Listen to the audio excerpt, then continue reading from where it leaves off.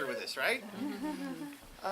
Welcome. Let's do this. Thank you for coming, guys. You are so smart to have come tonight because, oh shit, what I'm about to give you, it's ridiculous. In such a short period of time, I'm going to give you a shitload of usable knowledge that I have not been able to find anywhere and that I just got by trying to figure something out. All right, this is directing. Okay, so just to give you a little background on the methodology of trying to figure out directing. I am very unqualified to direct in the sense that I don't really even watch movies and TV shows as much as probably anybody in here.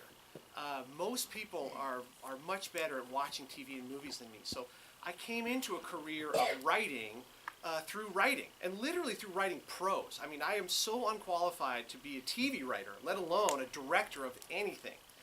But I am now a director. I have a DGA card, but more importantly, I know what to do if you put me on the set of a television show. And it was not immediately obvious.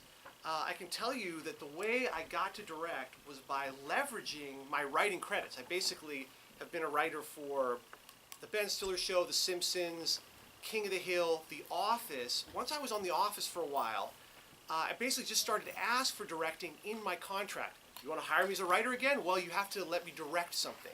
And so they started letting me direct webisodes before I knew anything about how to do it. And so I began to learn simply through doing. All right, so the first lesson of directing that I want to tell you is, in a professional setting, if you were hired, for example, tomorrow to direct an episode of any show you can name, you could do it with no knowledge if all you did was just simply understand there's somebody in charge of every department, including the camera department, including wardrobe, including everything. And they can all make decisions. You literally can say, wardrobe's here, you need a decision on which outfit, which one do you prefer? Let's go with that, okay? Camera, let's talk about what camera setups we're doing. What do you think? What should we do? Put the camera there, you say? Good, let's go with that. Okay, lighting, where are they putting the lights? There and there? Yeah, let's do that. And you know what? You could get through directing, and in some ways that might be the best way to do it. You know, these are qualified people who just need somebody to say yes to them. That's not a terrible way to direct. I don't think that's the same, though, as knowing how to direct. There is definitely a body of knowledge that directors have when they come on set. And the bulk of that body of knowledge, I think I can give you in a single monologue. So let me try to do it. If I get entirely through it, we'll just open up the floor to questions. But this, in a single lecture, is what you need to know about directing. Okay. Let's see. Okay, that looks cool. Okay, here we go. Essentially, there are two different categories of talent that you bring to directing. One is the knowledge of camera, where to put the camera, what to do with the camera, how to move the camera, what you're looking for in those shots. That's one category. And then there's a whole separate category, which is performance, directing the performance of the actors. And traditionally, directors have come from one category or the other. You would get a guy like James Cameron comes out of being a camera operator and then a director of photography, and then he becomes a director. Does he know more than you about directing performers? Maybe. Maybe he's picked some stuff up there, but principally his knowledge is in category one. Then you have the directors who come from the totally other school. They might come from the world of theater. They understand acting. They may have been actors themselves. They're very good at making actors comfortable. They're very good about talking to the actor in the language of acting. And those sort of directors can become tremendously successful knowing very little about camera because the actors simply like them. A successful actor or actress likes this director, and the director hires a good director of photography and says, you take care of category one, I'm all about category two. I've seen directors like that, very successful directors, who are principally about category two. It's category one, I think, is the one that directors will begin to talk to you and almost try to intimidate you out of becoming a director by talking in category one. It's very easy to very quickly make you feel like you don't know anything and there's an infinite amount of knowledge if I simply talk in technical terms. I'll tell you, the number of times I tried to figure out stuff about directing, and I would ask a director, so what do I need to know? And they would talk to me about lenses. You got to know about lenses, the 80 millimeter and the 60 millimeter, the 40 millimeter. I mean, you start talking to me numbers and millimeters, I figure this is science, I can't do this. And I think it's deliberate because I think that you're motivated as a director to keep everybody out by making them think this can't be learned. But in fact, that which you need to know about camera can be learned fairly quickly. Here's the basis of it. Okay, the truth is when you're shooting television, you have a finite number of shots. This is true of movies as well, though movies tend to be on the big budget movies, they have a little more time. But let's look at television. Television is like making a short movie, and the fact is, time is money. You are constantly under the pressure to not fall behind and cost the company money. So how do you make your day and shoot on time? You have a finite number of shots. Typically, for any given scene on a television show that you watch, you're going to get 2 to 3 setups. You might say 1 to 4, but the bulk of the time it's 2 to 3 setups. What does a setup mean? That means we have 2 cameras, so we're going to run the scene and we're going to place those cameras somewhere. We're going to set up 2 cameras. That's a setup. You're the director, you get to choose where you're going to put it in your first setup, where you're going to put your camera in your second setup. Maybe, if you've got time, we'll do a third setup. So even in the little more indulgent side, it's only 6 shots that you have to figure out. What are your 6 shots going to be? That's all you really have to figure out, principally, when you go into directing. Now, as the scene gets larger and more complex, maybe you can say, hey, this is a 7-page scene with 9 characters. I need more than 3 setups. I need 4 or even 5. Okay, 5 would be the maximum. But you can see it is a finite number, and it's typically really only 4 to 6 shots. So the first thing you want to know about directing is what are the most important shots to get. Okay, the first shot that you always get, you always must get your master shot. No matter what scene you're shooting, you're going to get a wide shot. Is this overly pixelated? Can you tell what that is? That's an office, right? Okay, this is, if this were a crisp, clean shot, this is a good master shot. Why? It basically shows you the geography of the room. The master just shows you where you are. It's a wide shot that shows you where you are, okay? This is a master shot of a boxing ring. If we were shooting a scene here, there would be characters moving around, but we'd get the wide shot of what the scene, where the scene is going to play. Here's a master with the people in it. We start in this wide, and then we will go into our closer coverage. That's a simple wide shot from a sitcom. That's a master shot. It shows all the characters in the space, okay? So when you say, what are your 4 to 6 shots? Well, one of them always you're going to get your master. That's number 1. Next, the thing you must get always is you must get a single of everybody who's talking. It's very simple. I'm calling it a medium single because I kind of want to emphasize a certain size of shot. But basically, you get your master, you got it, we know where we are. Okay, there's 2 characters talking, so I know I'm going to have to get a single of each of the people talking. If there are 3 people talking, a single of each of the 3 people talking. Typically in a television scene, it is 2 people talking, sometimes it's 3, but television scenes, if you look at them, frequently are that simple. And so you get your master, a single of everybody who's talking. That's the basis. This is a medium single. When I say a medium single, I basically mean from like the top of the head to the elbow, you know, around there. You can make it a little wider, a little tighter if you want, but this is your money shot. Now, I have a theory that the reason this is the money shot is because this is the money shot for performance. Performance is my face and a little bit of my gesturing. So if you've got me from here to here, you've got a good size for performance. That's why it's the core shot. We need our master to know where we are. We need our single to get our core performance. And frankly, a lot of what you watch online, and frequently what you watch even in movies, especially movies that are a little older, that's all their coverage. That's the only coverage they do. And you never probably complained about it. You never went, oh God, this is unwatchable. If the writing was good and the performing was good, it's probably pretty good. That's all we really need. Okay. Just want to add one thought for you here. When you get those medium signals, virtually all directors I know get most of those medium singles over the shoulder. So this is an over the shoulder shot. It's just we got our medium single there, but we got the person he's talking to, we caught a piece of the shoulder there. This is an over the shoulder shot. Over the shoulder. Okay, why do we like the over the shoulder? I think it's because it orients us a little bit spatially. You always kind of know where you are when you've got the over the shoulders. I can't quite explain it, but it just feels a little better. You sort of know where you are a little more. Maybe it connects the actors and performance a little bit. But if all you're getting is 3 shots, it's going to be a wide, it's going to be an over-the-shoulder single of me, it's going to be an over-the-shoulder single of the person I'm talking to. Okay, this is just to show you, this is an actual map that I made when I directed an episode of Love this season. And this is just to show you it really can be that simple. I'll have to just point to what these things are. This G and this DR, we're looking down on a room. This square here, you can see it says bar. The G and the DR, that's Gus and a doctor. Those are, you're supposed to be looking, and there's a nose pointing out there. That little triangle's a nose. So we're looking at these 2 people facing this way. Now look at these are the cameras, okay? These boxes with the little triangle coming off. Each of those is a camera. Okay, so what do we get? We got our master shot here, showing these 2 people. And then we got 1 camera over the shoulder there, 1 camera over the shoulder there. That's basically it. Now you may have noticed there's 1 more camera up there. We just put one over to the side and got kind of a long 2 shot here. Did we really need that shot? I don't think we really did need it, but remember, I have 2 cameras and I get 2 setups. So in my first setup, I did the master shot and then I just threw a camera over there because I got a second camera, might as well use it.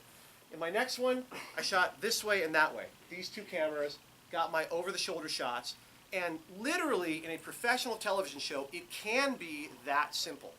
Okay, you've now got a white belt in directing, believe it or not. You can go out and direct shit right now. If you have a funny idea for a sketch, you can direct it. It will look great. I know a guy sold a pilot to ABC, an actor. He did a thing, I'm forgetting the name, but it was a series of shorts that he did where it was just him on Tinder dates. And he played different characters. It was all in different restaurants that were owned by friends of his or friends who worked there. And he just got a master, and then he was on the date, over the shoulder, over the shoulder. And he frickin' sold a pilot to ABC on the basis of this. Okay, so that is a white belt in directing. You can direct with that. If your material is good and your performance is good, that can be the basis of your film that you're making. Okay, if you are now going to get more shots, so I'm saying number 1 master, number 2 over the shoulders. What's the next shot that if you were allowed another shot, you would get? Well, most directors, the next shot they're going to go get is a close-up. A close-up, you use a close-up to emphasize a moment of intensity, and you don't use it very much. So typically in a scene of 2 people talking, it's mostly going to play here, but there'll be a moment or 2 where things get intense and I punch in. Okay, so I want a take or 2 of that if I can get it. Okay, so that's a close-up. See, you can just feel how much more intense it is when we get that close. You can get your close-ups over the shoulder or not. It doesn't really matter. And you can get them super close, and it can be very intense. It's up to you. All right, so now you've got your basic first 3 shots. Master, medium over the shoulder, close-up. Okay. If you were to add a shot, here is the next most popular shot that people get. It's a 2-shot. I've split it basically into 3 kinds of 2 shots here. There's something called a 50-50, which I'll show you. There's a shot where people are facing camera, and then when you have group shots, you can break it up into 2s. Let me show you what I mean by that. Okay, this is a 50-50. It just so happens that if you allow a director to get her master shot, to get her overs, to get a close-up, and you say, you know, we can get more shots. Is there anything else you want in your little shot list? Very typically, she'll say, give me a 50-50. This shot just happens to be the next most popular shot in the director's arsenal, has been for some time. This is a different kind of shot. It's not a 50-50. It's 2 characters facing camera. I just show you this because, especially in comedy, this can be a very useful shot as you're making your shot list and you're thinking, well, I got time for an extra shot. If you can get the characters sitting in this way or walking this way or driving a car in this orientation with both their faces facing forward, this is a very good shot for comedy especially, maybe for drama too. For comedy, basically because you get the joke delivery and the reaction, the comic performance and the reaction, you're getting performance and reaction in the same shot. And you'll notice directors like Barry Levinson, for example, he loves this kind of shot. Anytime he can justify getting 2 actors facing forward, he will do it. So this is another kind of 2-shot besides the 50-50. I have not found it to be as popular as the 50-50, but it's there in your arsenal. It's a kind of 2-shot to use. The other kind of 2-shot that I notice people use all the time is if you have, say, 4 people sitting around a table eating, well, you're going to get your master, you're going to get singles of the people talking, And then probably, if you get a close-up or two, you're going to say, give me a couple of groupings of the people. Let me get a two-shot here and a two-shot there. I notice this a lot on Masters of None, choosing a show randomly here, but people seem to always be eating in restaurants, and that is just classic coverage of a restaurant. Master, singles, break it up in a couple of two-shots. So that would be next on your list after master, overs, singles, two-shots. Okay, other groupings, if you had a larger scene, you might find some groupings of 3, etc. That's your basic vocabulary of shots. In television, the vast majority of all your shots are those shots in that order. So I've literally given you, if you keep getting more shots you're allowed to do, keep adding in the order that I talked about. First master and overs, then a close-up, you got some time for some two shots. That's probably basically what you got. Or in a large scene, a couple of groupings. Okay. You probably have a yellow belt by now. Honestly, that's a yellow belt, okay? Now, this next move takes you to the higher belts in directing. And we're entering a realm now in which there may be no director can lecture on all the possibilities of the moving camera, but that's the next step. Okay, so once you know, and you do know now, all you got to do is replay this video on YouTube, and you don't even have to have written this down. You will hear me again tell you what the basic list of shots are in order, okay? You now know that. Your next step is the moving camera. Okay, so even in a tight television schedule where the ticking clock is making us sweat all the time, we can still find the place for that thing that will make you look like a really kick-ass director, which is the movement of the camera and the actors. And if you think about it, if I have a camera, I can move it in any direction. Okay, I can move it over here, I can go up those stairs and down again, and with my actors, the actors can move around here, they can go up and down the stairs, they can move, and the two things can be happening simultaneously. So once you start combining all of those possibilities, there's almost an infinite number of things that can happen between camera and actor moving. But there are some very simple, common kinds of movement. Let me introduce you to those first. Okay. This is a dolly. This is the most common way to move the camera. It's pretty much the only way that the camera moves very much. The exception would be if you're moving handheld with a Steadicam, which we can talk about in a moment. But this is your meat and potatoes way of moving the camera. So you have a dolly. What do you do with it? Well, remember your master shot? Watch a TV show. Watch any modern TV show. 90% of the time, when they are showing you the master shot at the top of the scene, the camera is drifting across it in one direction or another. And what that means is the majority of directors get their master shot by laying down some dolly tracks and going like this as they do their master. Okay, so that's one form of movement. If you don't do that, I can tell you from recent experience in editing, you'll wish you did, because it's so simple to do. You're getting your master shot, just lay down some tracks and go like this a little bit. And instantly, it energizes the scene. Movement always seems to energize things. Okay, so you'll move your camera a little bit at the top of every scene. Another typical form of movement is just simply the walk and talk. Most of television shows, most of what we are writing, honestly, the vast majority of it is people talking, right? So just have people talking while walking. It's called a walk and talk. Again, you would lay dolly track and just film the people walking. They're walking towards camera. That's a typical way to do a walk and talk. You can also do it parallel, and the camera's tracking beside them. It's just a way of introducing movement into the way you're filming. Okay, so as you are creating your shot list, if you're pressed for time, maybe you only get a master and overs. But from time to time, you're going to say, I want to add some movement here. I don't want my whole show to be this simple. I will spend a little more time here by getting, for instance, a walk and talk. Okay. This is a more complicated map than the one I showed you before. You don't really have to understand too much about what's happening here, but this again is looking overhead. These triangles, these diamonds rather, are tables. Basically, if you look here, what we're looking at is we started with a walk and talk. These two characters will walk all the way over to that table, and then they'll settle at the table, and now we are in a classic, what we call overs situation, over the shoulders situation. So we combined a walk and talk, and then they landed in a static position, and we got our overs, single on him, single on her. What I'm trying to say here is much of television is just people sitting and talking, people standing and talking. Sometimes it's people walking and talking. But sometimes it's people walking and talking and then stopping and talking. And sometimes it's walk and talk, stop, walk and talk some more. I learned this lesson very recently, but I'm starting to notice it everywhere now. I had a scene in the episode of Love that I shot this season. I didn't realize how long a scene it was. I thought it would just be a walk and talk, two characters, and they land at the bar and talk some more. But the scene seemed to go on and on and on, and the director of photography said just have them walk and talk, land in singles, walk and talk some more, stop, land in singles, walk out of the frame. So it's basically the idea that you can introduce motion and staticness and motion and staticness into the same scene. You're getting kind of greenbelt level here, people. You really now know almost as much as a professional television director stepping onto set. You can go to a higher level if you'll do this.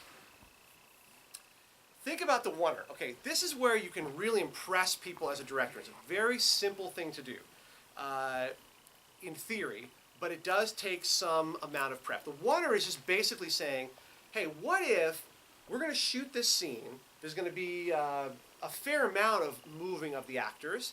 We're going to move the camera as much as we want to. And basically, we're going to try to get our wide shot. We're going to get overs. We're going to get a 50-50. We're going to get close-ups. And a lot of it you can see is me trying to move the camera. But suppose the camera's over there. All right. You've got a wide shot of us here, and then I'm thinking about all the things that are going on. I stop here, and now I'm in a close-up. Okay? Then I turn, and I'm talking to this person. Now you've got an over-the-shoulder to this person, right? She comes here, we talk like this, we're in a 50-50. So it's the idea that you could get all your shots without ever cutting if you simply plotted out the camera work and the blocking. The master of this is Steven Spielberg. Just go on Google or YouTube and type in the Spielberg Wonder. There's a video that comes up by a guy named Tom Antos, and you'll instantly see how interesting and cool the wonder can be. And directors who are very proud of their craft, a lot of times that's what they're bringing is like, oh shit, everything was moving and I got all these shots, and that's why Spielberg is considered a genius. One of the reasons is that wonder. Okay. I was showing you dolly tracks. This is a Steadicam. Steadicams have become, it seems, very cost effective. They used to be super expensive. It doesn't seem like they're as expensive as they used to be. And this really allows you to move in any direction, as if you were laying dolly tracks like spaghetti everywhere, right? You can move the camera anywhere you want. With the Steadicam is really where you can get those complicated wonders. Okay, so let's just review here. This really is basically what I want you to know about camera. Your basic shots. The master, often on a dolly, so you get a little movement rather. Getting a single on every speaking character. Most of those singles are over the shoulder. Your next most important shot would be a close-up. Next most important shot would be a two-shot, and other groupings. Get your black belt by introducing moving camera wherever you can afford it time-wise. You can't do it in every scene. It's going to cost you some time, but look for places to do it.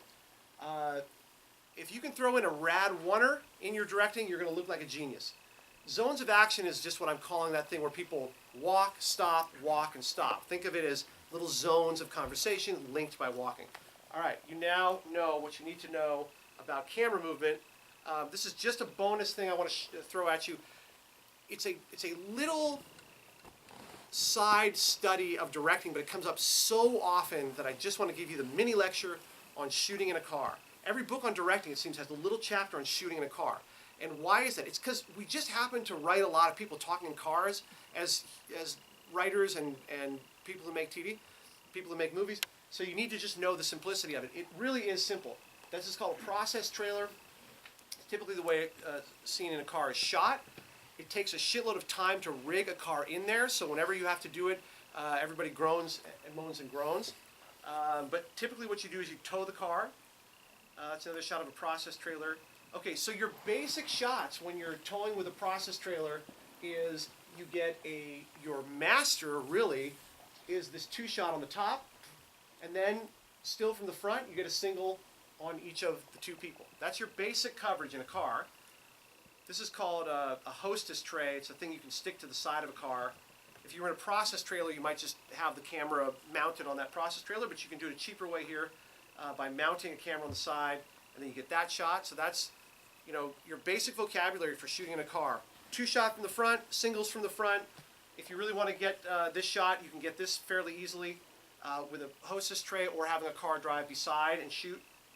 And you can also shoot from within the car. You can put a camera in the back of the car and get these, you know, so-called French overs. A French over is one from behind, so you're catching a more rear shot of the face. I don't think it's as good for performance. When I'm looking at you in the eyes, you're looking at me in the eyes, that's a good performance orientation. If you're looking at me this way and I'm performing this way, I don't think it's typically as strong, but it's kind of cool and it's really fast.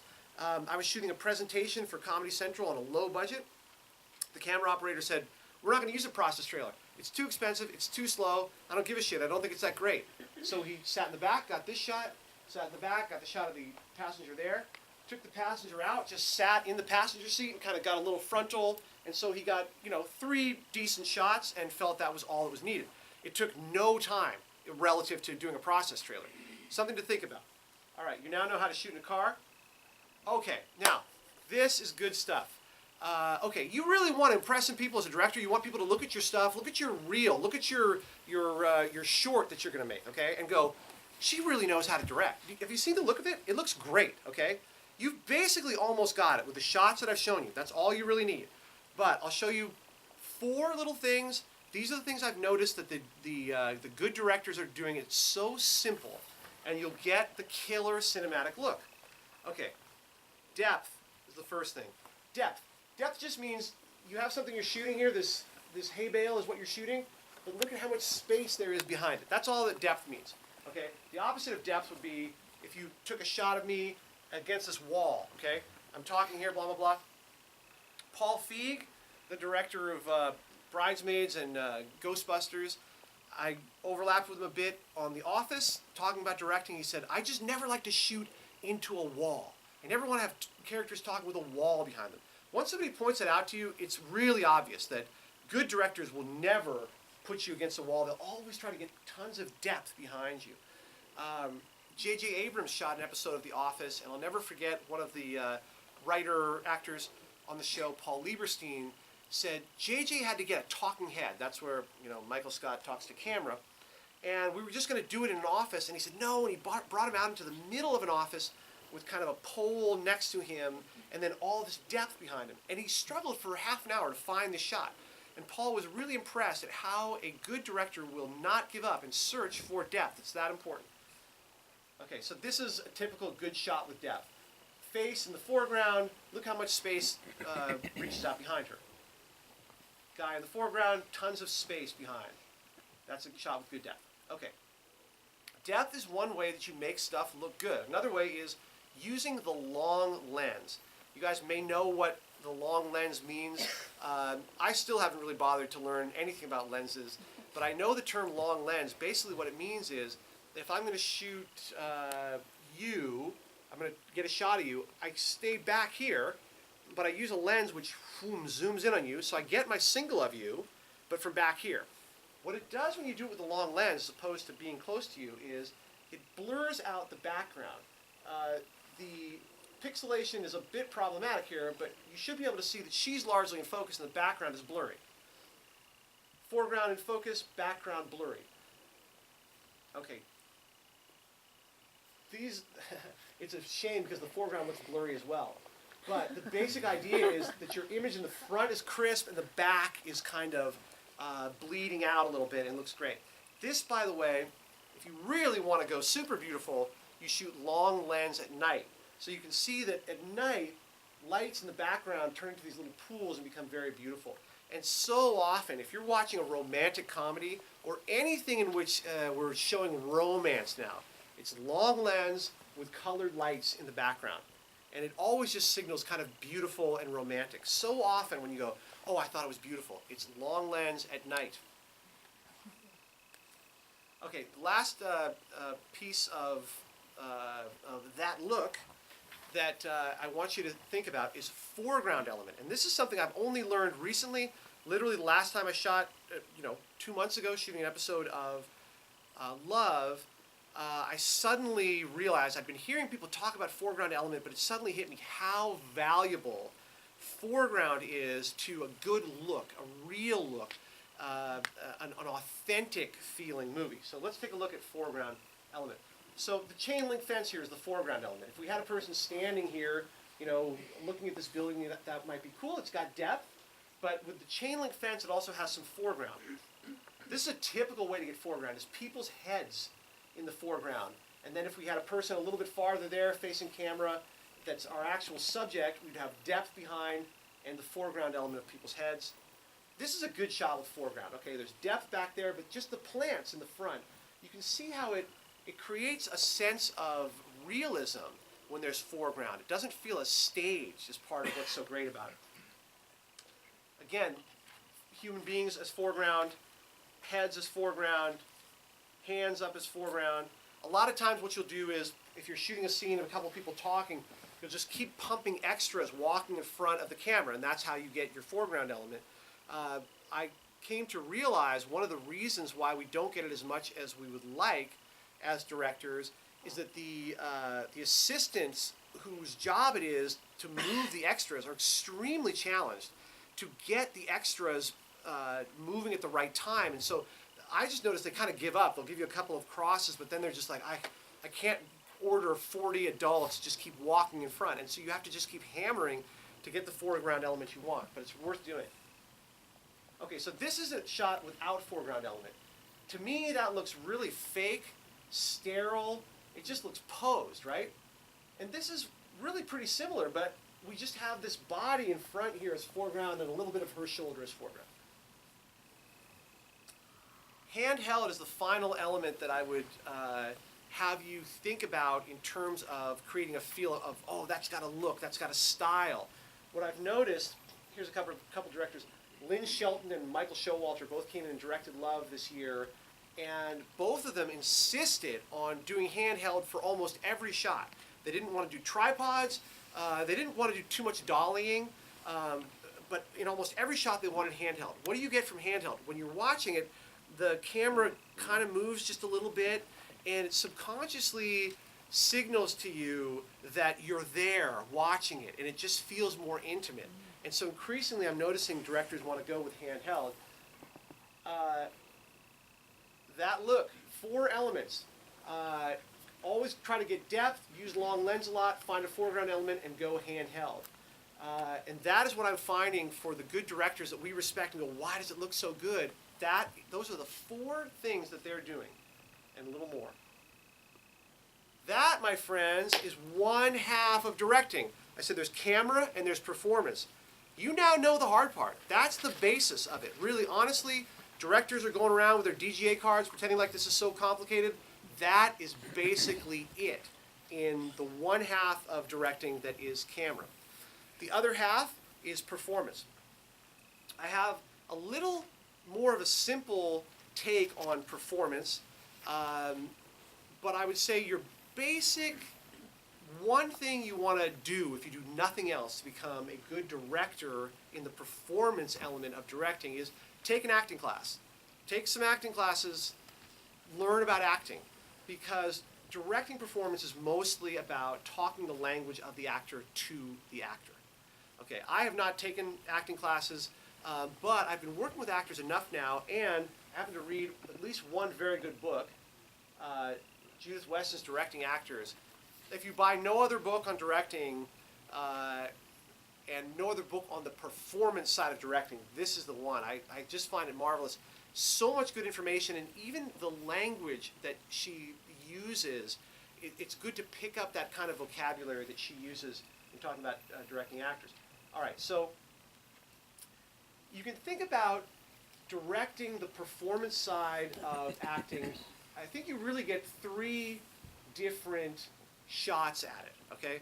So one is the prep you do. You typically get a week of prep before directing a television episode. For a movie, you would get more.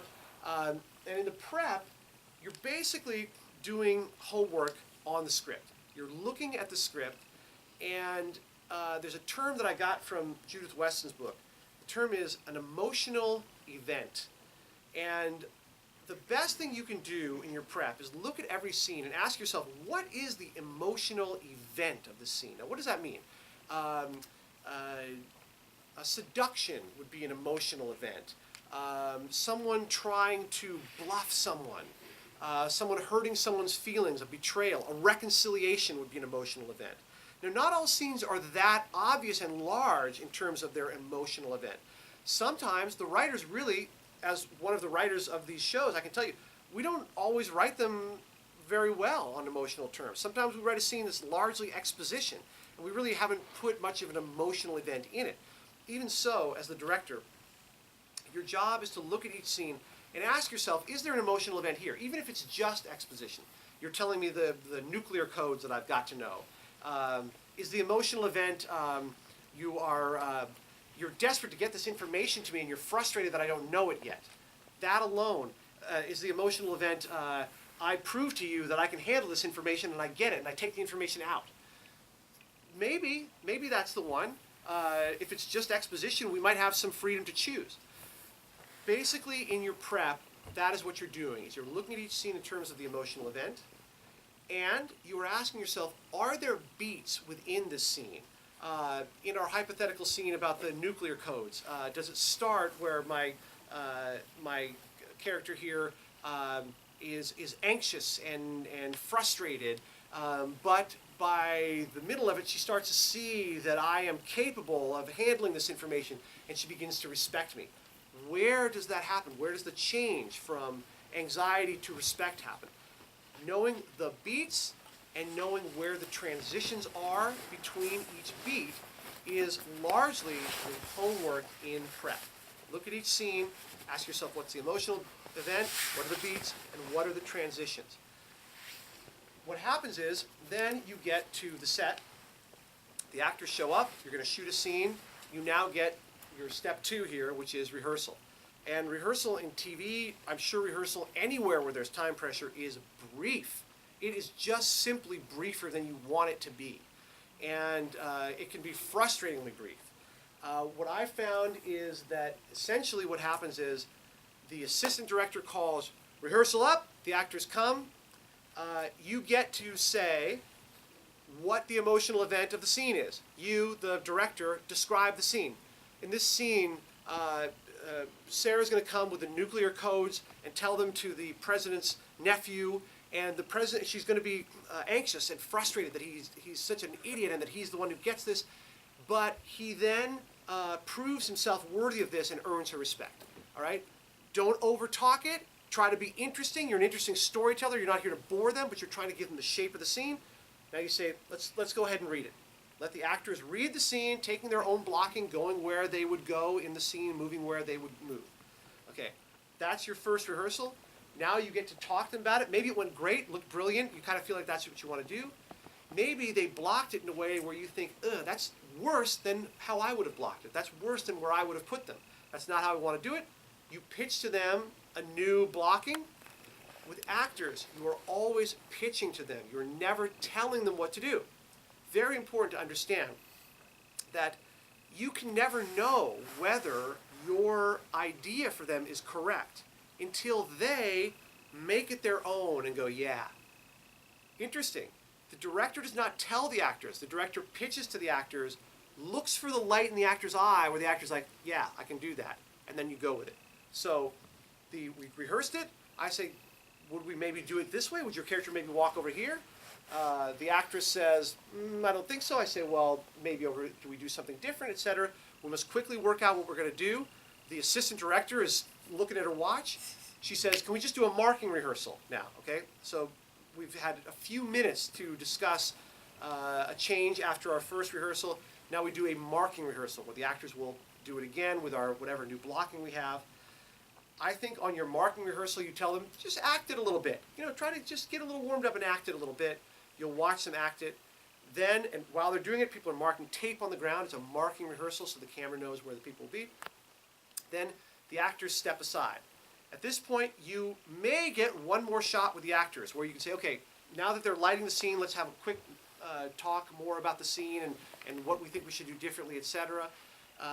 My feeling is, I almost feel like if I get to direct again, I will insist on more time after the marking rehearsal talking to the actors. I think what's happening is hair and makeup wants to whisk them away and have time with them. Of course they do. But it's more important for us as the director to talk to the actors than that they get their hair perfect in that moment or get too much time in makeup. Okay, so that is step 2. You've done your prep. You've figured out what you're going to say. You have very little time to communicate everything you prepped. And now you're shooting. And that's the third category of directing performance. This is what we think of. A lot of times when we think about directing, what we're really thinking about is what you say to the actor, after that take. You saw the take, now what do you say to the actor, okay? Here's what I want to tell you about that. You get very little time and space to talk to the actor between takes. You must make it simple. That's the key. Maybe you really only get to say one thing of substance to the actor between each take. Really that simple. That thing you say to the actor need not be do it differently or do it this way. It may be, very often what it is you say, in that last take, I love what you were doing in the middle there where you slowed it down, right? Simply reinforcing what they did well qualifies as directing and maybe 50% of good directing, okay? However, there are many times when you're watching the performance and it isn't what you expected and it isn't good. It's not good enough. And this is when it really becomes challenging. What do you do when it isn't good enough? Okay, frequently it isn't good enough because, I would say most of the time it isn't good enough because there isn't enough emotional connection from the actor to the material, and or the actor is acting in a way where it seems fake. Okay, so that's the bulk of what you are trying to help the actor with when you are directing. There are techniques for how to get there. I jotted down what my digest of Judith Weston is. This is what I think I learned from her and learned from being on the set. Okay, it's basically a 3-parter. How do you get real performance? Well, you identify the emotional events of the scene. That's what you did in your prep. That's what you did when you were talking in rehearsal. Hopefully there is an emotional event there that you have found. Okay, you did that in your prep. You want to help the actor find an emotional connection to the material. There are various ways to do it. One is simply to talk about the backstory of the character a little bit. The actor should have worked on the backstory and know the backstory, but sometimes just talking about where the character is in her life, what has happened just before the scene, what is the inner life of the character, that can be very helpful. Sometimes you can talk to the actor about how you emotionally connect to the scene. So, for example, we had a scene in an episode of Love in which a character named Gus and a character named Dr. Greg have met at a party for the first time, but they've fallen into a fairly intimate conversation. And it didn't feel quite intensely, correctly intimate to me. And so I said, let me tell you a story briefly. I was in my 20s in Canada.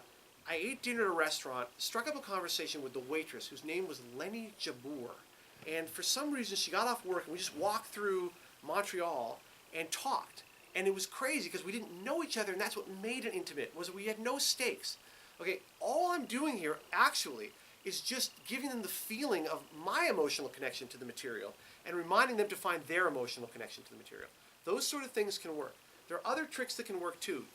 Using imagery sometimes. You can say, okay, in this scene your father is coming to see you. You haven't seen your father in 20 years. Can you picture when you were a kid and he walked out and just the door closing as he left and then hearing his car go? You're just looking at the door. Imagery can be very powerful as a way of getting an actor to emotional connection. Okay, once you are in the realm of emotional connection, the third thing that you can do that really helps an actor in his or her performance is to get the actor to stop thinking about himself or herself. Self-consciousness is what destroys real performance. If you're thinking about your performance, it's going to be unreal. So Judith Weston has helpfully pointed out that if you just get the actor focused on the other actor, they become unself-conscious. So you say, okay, in this scene, I want you to be trying to fool her. Okay, so now I'm thinking, okay, I'm going to try to fool her, I'm going to try to trick her. I'm very focused on you. I'm focused on my actions towards you, right? Your job is to seduce him, right? So now I'm thinking about that. What can I do? Your job is to amuse her. Your job is to punish him. Action verbs are super useful for actors in terms of getting them out of self-consciousness. Judith Weston says, for you now expert directors here, that traditionally, even directors who were pretty good would do something which is called an emotional map. And so they would look and go, okay, the actor should be sad here, happy here, angry here. But in fact, the emotional map doesn't help the actors infinitely because be sad is not a playable direction. If you tell me be sad, now I'm trying to feel an emotion. The truth of emotions is we, for the most part, cannot force ourselves to get to them. And this is the real magic of acting, is that the actor, through thinking about the backstory, making connection, gets into this emotional, imaginative state where she believes that she is the vice president talking to the secretary, right? And the secretary reveals something hurtful, and she actually, in that moment, feels the pain, and the camera captures what happens to a person who is feeling that in that moment. So that is what we mean by good acting. Telling her to feel pain will not get her there. Telling her, helping her think about her backstory, getting her unself-conscious by getting her to focus on the other actors can get her to the real moments that we so cherish in filmmaking. Okay. There are many, many other things that you can pick up in books, you can find from working with actors, you can get from acting classes. Just little nuggets of cool insight for the directing process. I just want to show you the kinds of things that you can pick up. The language of permission. So when talking to an actor, I say, you could pick up the sandwich at this moment and be eating the sandwich while talking to her. Okay? Notice I said you could do it. You could try to not answer his question when he asks you. You could just stop talking for a moment and look at him and then answer. Okay, so that's the language of permission. It's very useful for people in creative fields and for actors especially to feel that they're being offered an option that they are going to take. Play it more internal is just a phrase I notice over and over again. The horror is when you're directing a scene and you look at the actor and you're like, oh my God, this is just an actor who really doesn't seem to even have the skills of acting. It happens all the time. You cast people and you're like, what? This is not really, what do I say? Play it internal. I've seen this all the time. The problem is that the actor is just trying to do too much. And if they just simply do all that but keep it internal and keep the surface, placid, very often that just classes up their acting massively. Listen to a question, then don't answer. It's just a tiny little tidbit of a thing that I noticed. There was an actress in this last episode that I directed who was not a very trained actress. She was supposed to be playing a tough MMA fighter, and she was a bit outclassed by the other actors in the scene. She was supposed to be high status and intimidating, but in reality she was low status, an actress coming into the show, and intimidated by the other actors. So this is what I said to her. I said, when you are asked a question, just don't answer. Just stare at the person who asked you the question, take a beat, then answer it. And crazily, it gave her this sense of authority. A person who does not answer a question is very powerful and intimidatingly kind of high status. It seems like there are a million little tricks that you can pick up like that as you study acting, as you try acting, as you go to acting classes.